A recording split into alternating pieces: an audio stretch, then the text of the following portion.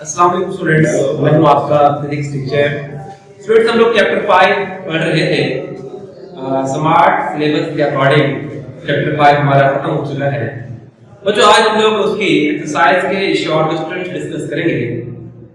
वो भी हम स्मार्ट सिलेबस के मुताबिक ही करेंगे। तो जो मैं पढ़ाऊंगा वो स्मार्ट सिलेबस में है और जो नहीं पढ़ाऊंगा वो शामिल नहीं होंगे। तो जो पहला सवाल हमारे पास है, आप लोग अपनी बुक्स खोलिए और बुक से एक्सरसाइज का शॉर्ट क्वेश्चन आप देखिएगा। मैं स्टेटमेंट यहां से बोलूंगा और फिर समझाऊंगा। बेटा, पहला सवाल हमारे पास है, explain the difference between tangential velocity and the angular velocity. क्या पूछ रहा है सवाल में? टेंजेंशियल वेलोसिटी और एंगुलर वेलोसिटी में क्या फर्क है। अगला है, if one of these is given for a wheel of noun radius, how will you find the other. अगर एक हमारे पास व्हील हो जिसका रेडियस हमें पता हो, उसके लिए हमारे पास तो एक वेलोसिटी दी गई हो, तो आप दूसरी कैसे मालूम करेंगे? चलिए समझते हैं इसको। सवाल है टेंजेंशियल वेलोसिटी और एंगुलर वेलोसिटी में फर्क। मतलब जब कोई बॉडी, बेटा पहला सवाल हमारे पास कौन सा है? 5.1। जब बॉडी सर्कुलर पाथ में मूव कर रही होती है, सपोज यहां पर एक ऑब्जेक्ट है बेटा, इस सर्कुलर पाथ में मूव कर रहा है। अगर इस सर्कुलर पाथ में मूव कर रहा है, जो इसकी बेटा लीनियर वेलोसिटी होती है, जो लीनियर वेलोसिटी है बेटा, वो क्योंकि रेडियस पे टेंजेंट है, तो जो लीनियर वेलोसिटी है बॉडी की, इसी को बेटा क्या कहते हैं? टेंजेंशियल वेलोसिटी कहते हैं। तो क्या बनेगी डेफिनेशन? जब कोई बॉडी सर्कुलर पाथ में मूव कर रही है तो उसकी जो लीनियर वेलोसिटी होती है उसी को हम क्या कहते हैं? टेंजेंशियल वेलोसिटी कहते हैं। और ये हर पॉइंट पे रेडियस से क्या होती है? टेंजेंट होती है, इसीलिए इसको हम टेंजेंशियल वेलोसिटी कहते हैं। दूसरी बात मुझे पूछिए एंगुलर वेलोसिटी क्या होती है? तो एंगुलर वेलोसिटी के बारे में आप जान चुके हैं, आपने पढ़ा हुआ है, omega is equal to del theta by del t. Rate of change of angular displacement is called angular velocity. Definition शुरू में हमने लेक्चर में पढ़ी भी हुई है, आप वो भी देख सकते हैं और बुक से भी देख सकते हैं। इसका यूनिट क्या होता है? इसका फार्मूला क्या होता है? Distance per unit time. इसका बेटा यूनिट क्या बनेगा? मीटर पर सेकंड। इसका यूनिट क्या बनेगा बेटा आपके पास? रेडियन पर सेकंड। तो ये आपने डेफिनेशन, फार्मूला और यूनिट लिख के तीन डिफरेंस लिखने हैं और आपने कोशिश करनी है बेटा डिफरेंस कैसे लिखते हैं आपको पता है। आपने लाइन ड्रॉ करनी है, स्टार्ट लिखेंगे आप लोग टेंजेंशियल वेलोसिटी और स्टार्ट में क्या लिखेंगे बेटा आप लोग? Angular velocity. एक पॉइंट डेफिनेशन का, एक पॉइंट फार्मूला का, एक पॉइंट यूनिट का, तो ये इसमें डिफरेंस आप लिख देंगे। अब सवाल अगला हिस्सा ये कहता है, अगर हमारे पास एक व्हील हो, इसका रेडियस पता हो और उस व्हील के लिए इनमें से कोई एक वेलोसिटी आपके पास गिवन हो, तो आप दूसरी कैसे मालूम करेंगे? तो जो आपने एक रिलेशन पढ़ा हुआ है, relation between linear and angular velocity, वो क्या था बेटा? वो था हमारे पास v is equal to r omega. Let's suppose हमारे पास ओमेगा दी गई है और r में नाउन है, तो हम v मालूम कर लेंगे। या अगर हमें ओमेगा मालूम करना हो, ओमेगा इज इक्वल टू क्या है हमारे पास? v by r। तो ये है क्वेश्चन नंबर 1 का आंसर। पहले आपने क्या बताना है? लीनियर, टेंजेंशियल और एंगुलर वेलोसिटी में फर्क बताना है, फिर आपने ये फार्मूला बताना है। इस फार्मूले से अगर हमारे पास तो एक वेलोसिटी गिवन हो और रेडियस भी गिवन हो, तो दूसरी हम लोग इस फार्मूले को यूज करके मालूम कर सकते हैं। क्वेश्चन नंबर 2 हमारे पास है, explain what is meant by centripetal force। centripetal force से क्या मतलब है and why it must be furnished to an object if the object is to follow a circular path। क्या सवाल में पूछ रहा है कि centripetal force क्या होती है और बताएं क्यों जरूरी है अगर किसी ऑब्जेक्ट को एक सर्कुलर पाथ को फॉलो करना है, ये क्यों जरूरी है? centripetal force क्या आप जानते हैं? the force which bends straight path into circular path is called centripetal force। और उसका फार्मूला क्या हमारे पास? Fc is equal to mv square by r। Definition आप लिखेंगे कि वो फोर्स जो किसी बॉडी के स्ट्रेट पाथ को सर्कुलर पाथ में बेंड कर दे, और ये उसका फार्मूला होता है।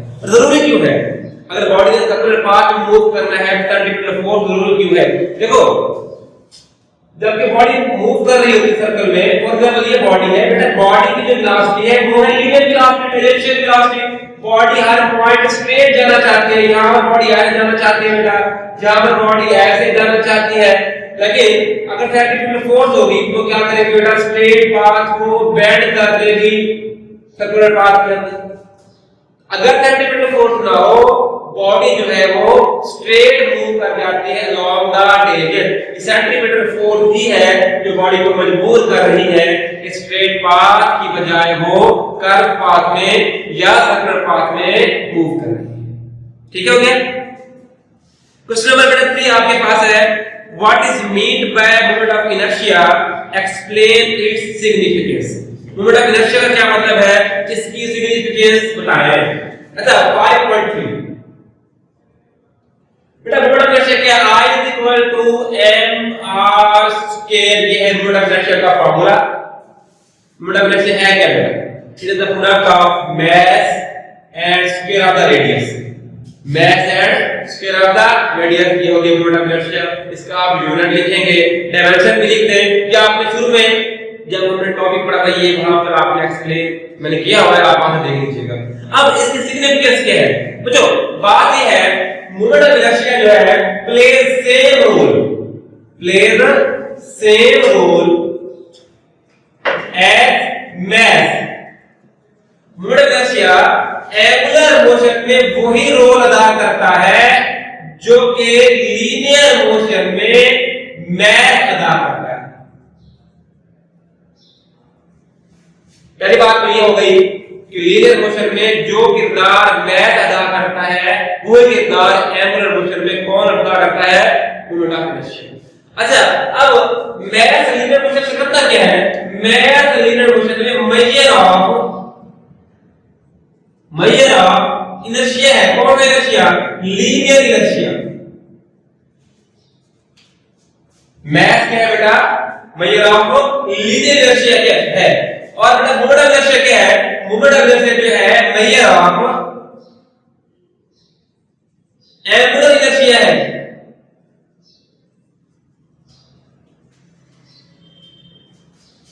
आपने इसमें 3 बातें बतानी है। पहली बात आपने क्या बताई कि moment of inertia angular motion में वही किरदार अदा करता है जो मास लीनियर मोशन में करता है। मास लीनियर मोशन में क्या है, लीनियर इनर्शिया की मेजरमेंट है, और मोमेंट ऑफ इनर्शिया क्या है, एंगुलर मोशन में एंगुलर इनर्शिया की मेजरमेंट। इसके बाद जो आपके पास मास है बेटा, वो बेटा डिटरमाइन करता है, मास डिटरमाइंस लीनियर एक्सेलरेशन। मास जो है वो लीनियर एक्सेलरेशन को डिटरमाइन करता है। इसका मतलब है मोमेंट ऑफ इनर्शिया भी डिटरमाइन करता है कौन सा एक्सेलरेशन बेटा, angular acceleration. So moment of inertia determines the angular acceleration. ये 3 पॉइंट आप लिखिए इस क्वेश्चन के अंदर, तो आपका ये सवाल मुकम्मल हो जाएगा। क्वेश्चन नंबर बेटा हमारे पास 4 है, what is meant by angular momentum, explain the law of conservation of angular momentum. तो ये सवाल आपने करना है, खुद करना है, लेक्चर आप देख लीजिएगा, लेक्चर में पूरा का पूरा मैंने ये सवाल समझाया हुआ है, मोमेंटम भी और लॉ भी। क्वेश्चन नंबर 5 बेटा हमारे पास, show that orbital angular momentum L0 is equal to mvr। Question number 5.5 वो कह रहा है आपने साबित करना है L0 is equal to क्या है, mvr के बराबर ही आपने शो करना है। तो बड़ा फर्क कर लेते हैं, हमारे पास एक बॉडी है जो एक सर्कुलर पाथ में मूव कर रही है। अगर सर्कुलर पाथ में मूव कर रही है तो ये इसका रेडियस, और ये इसकी वजह क्या होगी हमारे पास, लीनियर वेलोसिटी में यहां पे एक पार्टिकल। अच्छा जी, हमारे पास इसका प्रूफ हम करते हैं जी। मोमेंटम का फार्मूला क्या होता है, L is equal to R cross P। Momentum is the cross product of position vector and linear momentum. और आप इसको अगर आप इसका मैग्नीट्यूड लें, इसको आप m0 लिखते हैं RP sin थीटा। नॉट भी लिखा, ये ऑर्बिटल मोमेंटम है। कौन सा मोमेंटम है बेटा, ऑर्बिटल मोमेंटम। मोमेंटम की दो टाइप्स थी, ऑर्बिटल और स्पिन। ये कौन सा बन गया, ऑर्बिटल मोमेंटम। की बॉडी जो है वो ऑर्बिट में मूव कर रही है, r की sin थीटा वाले का मैग्नीट्यूड। अब इसकी जगह आप लिखते हैं r t बराबर होता है क्या बेटा mv into sin थीटा। ये क्या बन जाएगा mvr into sin theta l dot. अब ये जो एंगल थीटा है दरअसल ये एंगल है बेटा किसमें v और r में एंगल। अब v बेटा हमारे पास क्या है ये देखिए along the टेल और ये r है जो है एंगल कितना होता है 90 डिग्री का। ये बनेगा बेटा हमारे पास L naught is equal to mvr into sin 90। L naught is equal to क्या रहेगा mvr into sin 90 कितना होता है L naught is equal to mvr। ये हमारे पास प्रूफ जो हमने करना था बेटा। नेक्स्ट क्वेश्चन हमारे पास है 7 6 नहीं करना क्योंकि 6 हमारे स्मार्ट सिलेबस में शामिल नहीं है। तो नंबर 7 बेटा हमारे पास है state the direction of the following vectors in simple situations angular momentum and angular velocity. कहता है कि एंगुलर मोमेंटम और एंगुलर वेलोसिटी जो है ये वेक्टर फॉर्म में हो तो इनकी आपने डायरेक्शन बतानी है। तो चैप्टर के शुरू में आप एक बात बताते कि कोई भी अगर एंगुलर क्वांटिटी आप पढ़ेंगे उसकी डायरेक्शन हमेशा कहां पे होगी along the axis of rotation. और कैसे मालूम करेंगे बाय राइट हैंड रूल। ये आपको सारा का सारा आता है आपने पढ़ा है। इसके बाद आपने क्वेश्चन नंबर 9 करना है when mud flies of the tyre of a moving bicycle in what direction does it fly explain it. सवाल ये है कि एक साइकिल है जिसके साथ मड उसके व्हील के साथ मड लगी हुई है और जब स्पीड बढ़ती है तो मड फ्लाई होती है तो किस डायरेक्शन में मूव करेगी। इस बात को बार-बार डिस्कस कर चुके हैं। फॉर एग्जांपल हमारे पास ये बाइसाइकिल का व्हील है और यहाँ पे ये मड इसके साथ स्टिक है।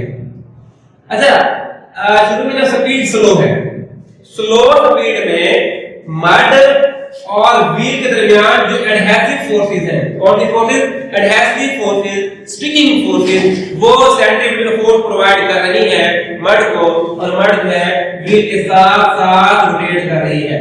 लेकिन जैसे ही स्पीड बढ़ेगी स्पीड बढ़ने से एडहेसिव फोर्सेस इस काबिल नहीं होगी कि वो दोनों सेंट्रीफ्यूगल फोर्स प्रोवाइड कर सके जिसकी वजह से जो मड है अपनी लीनियर वेलोसिटी के अलावा along the tangent मूव कर जाएगी। सवाल यही था कि मड किस डायरेक्शन में मूव करेगी mud along the tangent move कर जाएगी क्योंकि अब adhesive force centrifugal force provide नहीं कर पा रहे। तो स्टेप बेटा आपके पास 10 है a disc and a hoop start moving down from the top of an inclined plane at the same time। बेटा एक डिस्क है और एक हूप है वो इंक्लाइंड प्लेन से नीचे की तरफ मूव करती हैं। Which one will be moving faster on reaching the bottom? Bottom पर पहुंचते किसकी स्पीड ज्यादा होगी। क्वेश्चन नंबर हमारे पास 5.10 है जी। बच्चों हमारे पास हमने रोटेशनल काइनेटिक एनर्जी जब पढ़ी थी तो बेटा वेलोसिटी ऑफ हूप हमने मालूम की थी vh इसको कह देते हैं। vh बेटा हमारे पास है gh का स्केयर। बेटा वेलोसिटी ऑफ डिस्क भी हमने मालूम की थी vd इसको कह देते हैं वो थी बेटा 4/3gh का रूट। इसे आप इक्वेशन 1 कहें और इसे आप इक्वेशन 2 कहें। अगर आप देखें इक्वेशन 2 में जो gh का अंडर रूट है इक्वेशन 1 से ये असल में किसकी वैल्यू बेटा vh की वैल्यू है। इसको हम लिख सकते हैं बेटा vd is equal to 4/3 into vh। जो gh का रूट था इक्वेशन 1 से वो vh के बराबर है तो यहाँ vh आ गया।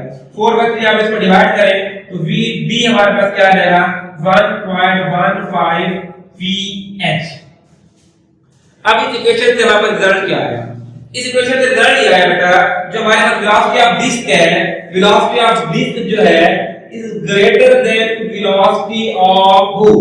यही सवाल पूछा गया है कि बॉटम पर किसकी स्पीड ज्यादा होगी डिस्क की स्पीड ज्यादा होगी किससे बेटा हूप की वेलोसिटी से। इसकी अगर वजह कोई पूछ ले आपसे तो वजह क्या है बेटा असल में क्या है बेटा जो हमारी moment of inertia of hoop है बेटा वो हमारे पास जो है ज्यादा है moment of inertia of disc से। मोमेंट ऑफ इनर्शिया ज्यादा होने से वेलोसिटी में क्या हो गया डिफरेंस हो गया। बेटा हमारे पास जो लास्ट क्वेश्चन है वो ये है why does a diver change his body positions before and after diving the pool। कहता है एक पूल में डाइव करने से पहले और बाद में डाइवर अपनी बॉडी पोजीशन चेंज क्यों करता है। वैसे ये सवाल मैंने आपको law of conservation of angular momentum में समझाया था, फिर समझते हैं इसको बेटा। देखिए बेटा फॉर एग्जांपल एक डाइवर एक हाइट पर मौजूद है, जब वो हाइट पर मौजूद है उसने पूल में छलांग लगानी है, तो अगर आपने देखा हो कभी जब हाइट पर वो मौजूद होता है छलांग लगाने से पहले उसकी आर्म जो होती है फुल्ली एक्सटेंड होती है। जब उसकी आर्म फुल्ली एक्सटेंड होती है तो रेडियस क्या हो गया, ज्यादा हो गया। हमारे पास law of conservation of angular momentum ये होता है L1 इज इक्वल टू क्या होता है L2 और L इज इक्वल टू क्या होता है I omega I1 omega 1 is equal to क्या रहेगा I2 ओमेगा 2। ये रिलेशन याद रखिएगा बेटा। I जो होता है I डिपेंड करता है बेटा किस पर, स्केल ऑफ द रेडियस पर, स्केल ऑफ द रेडियस। अगर रेडियस ज्यादा होगा I ज्यादा होगा, रेडियस ज्यादा तो I ज्यादा। अब जब हमारे पास आर्म एक्सटेंडेड है शुरू में बिफोर डाइव तो R क्या हो गया ज्यादा, जब R ज्यादा हो गया तो I क्या हो गया ज्यादा। जब I ज्यादा हो गया, I ज्यादा होने से क्या होगा, हमारे पास रिलेशन है L is equal to I omega, और अगर यहां से आप देखिए L कांस्टेंट ले लें तो ओमेगा इज इक्वल टू क्या आएगा हमारे पास यहां से L बाय I। अगर हमारे पास I ज्यादा होगा ओमेगा कम हो जाएगा, I ज्यादा तो ओमेगा कम। फिर से आर्म्स एक्सटेंडेड, R ज्यादा I ज्यादा ओमेगा क्या हो जाएगा कम। ओमेगा क्या है एंगुलर वेलोसिटी। जब आर्म्स एक्सटेंडेड है उस टाइम वो समरसॉल्ट या कलाबाजियां नहीं ले रहा। जब उसने जंप लगा दिया तो वो अपनी आर्म्स को क्लोज कर लेता है घुटनों के पास, तो उसकी एक क्लोज टक पोजीशन बन जाती है। जब क्लोज पोजीशन बन गई तो रेडियस क्या हो गया, रेडियस कम I कम। जब I कम हो जाएगा तो एंगुलर वेलोसिटी क्या हो जाएगी, बढ़ जाएगी। इनवर्स रिलेशन आ रहा है तो उसने जब अपनी पोजीशन चेंज कर ली, अब वो ज्यादा कलाबाजियां खाएगा, एंगुलर वेलोसिटी क्या हो जाएगी उसकी बढ़ जाएगी। तो वो क्यों अपने पोजीशन चेंज करता है, टू गेट मोर या एक्स्ट्रा समरसॉल्ट्स। तो ये एक्सरसाइज मुकम्मल हुए, पढ़िएगा, याद कीजिएगा। अल्लाह हाफिज़।